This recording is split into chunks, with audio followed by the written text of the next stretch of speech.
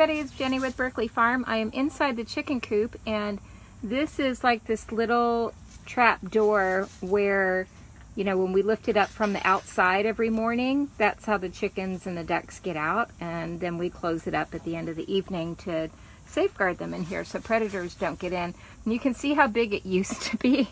When we first built the coop, it was like this big, and then we realized that like other animals could get in, like the goats were getting in here all the time. So we made it smaller and smaller. That's why it looks a little janky from the inside.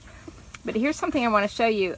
Brett just took the door off on the other side because, come on out here and see what happened.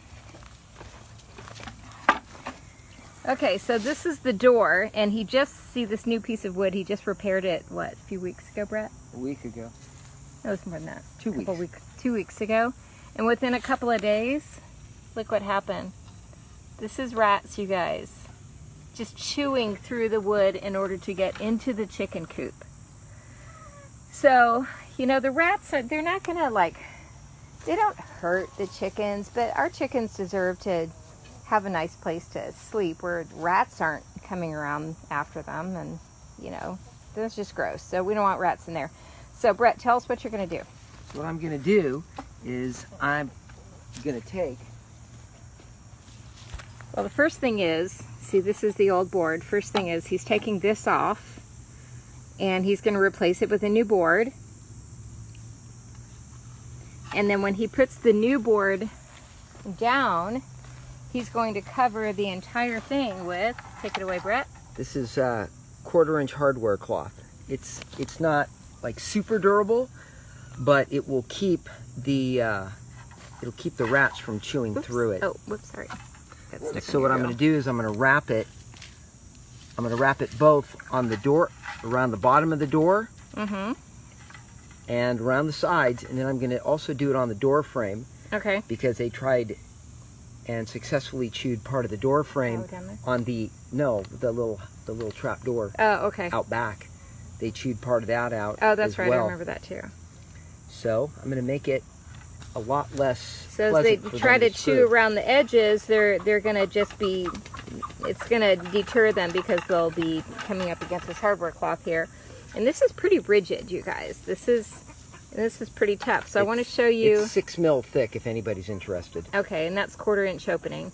So I want to show you something else that we've done over here. So when you're building a chicken coop, it's really, really, really important to make sure that it's as predator proof as possible.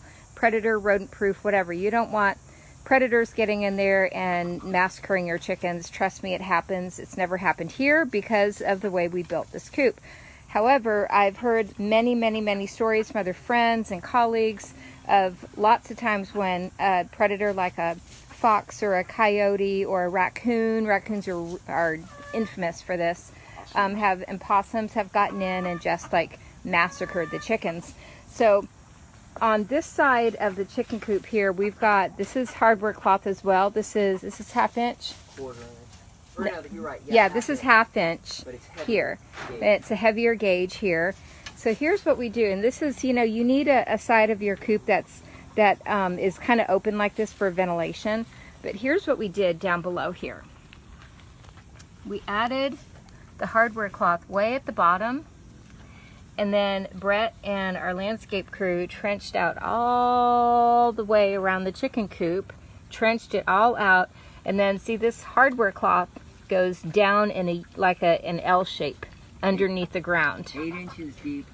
8 inches deep. 4 inches wide. 4 inches wide out. So, because what happens is you get like a digging predator. Something wants to just dig under your foundation because it's like a dirt floor. It's not like a, you know, cement floor in there. They could dig underneath here and get in, and they will do that.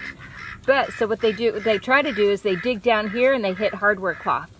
So we literally have had never, ever, ever in this almost 7 years that we've had this chicken coop, we've never had a predator bust into this coop. And those are the kinds of things that you have to think about if you want to have chickens. So, Brett, I'm really glad that you're taking care of this. Me too. Brett's my MacGyver. Brett figures stuff out. He just does. He's very, very good at this. I should have done this the first time, and then I wouldn't have to be doing it a second time. Well, you didn't know. And I'm going to brag on you here. Brett once used, probably more than once, used the Pythagorean theorem at a landscape job site to figure out where irrigation heads should be in a triangle, right? I used it yesterday to figure out where to set the posts for the yoga corral. That's so awesome. Pythagorean theorem. Like, you guys, I know there is such a thing. I don't remember what it is. Brett, I don't want to know. It's how you figure out the hypotenuse of a right triangle. Okay. It gives you square edges. Note to self. Can't even imagine how I would use that.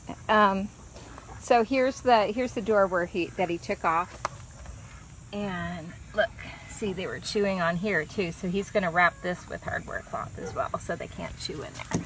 So those are the things that you got to think about. It's not as simple as just building a cute coop. You got to really think about ventilation. You have to think about predators. You have to think about appropriate space for the amount of chickens that you're going to have. How many nesting boxes, how many roosting rods, how high are they, you know. And don't feel like you have to get it right the very first time. There's some things that I wouldn't say that we did wrong with this chicken coop, but if we were building it over, we would do it differently. But you know, live and learn. Most things can be corrected, but I just wanted to point those things out to you because there are a lot of people out there that really want to start urban farming. You know, Berkeley Farm has a big following of people in the 25 to 35 to 40 age group, 40-year-old age group, and there are a lot of people that want to learn how to urban farm, how to raise a few animals, how to grow some food, and just because you don't know should not stop you. We did not know, did we, Brett? No. We didn't know anything when we first started doing this. We are city slickers, you guys. Go to our website, berkeleyfarmaustin.com, and go on our About page. I'll link it when I put this video up. And it talks about how we started this farm and who we are. We're not generational farmers. We knew nothing. And we're still learning. There's always going to be somebody who knows less than you, somebody that's going to know more than you. So just start, give it your best shot, and then fine tune it as you go. But, you know, try to do some research up you know, before you start doing things, just to make sure that you're doing the best that you can in that moment for the animals that you have. So that's the project going on today at Berkeley Farm. Thank you again, Brett. You're the best. See you guys later. If you're seeing this in the evening, have a good evening. If you're seeing it in the morning, then do what you can and make it a good day. And we will see you again here tomorrow at Berkeley Farm. Thank you. Bye-bye.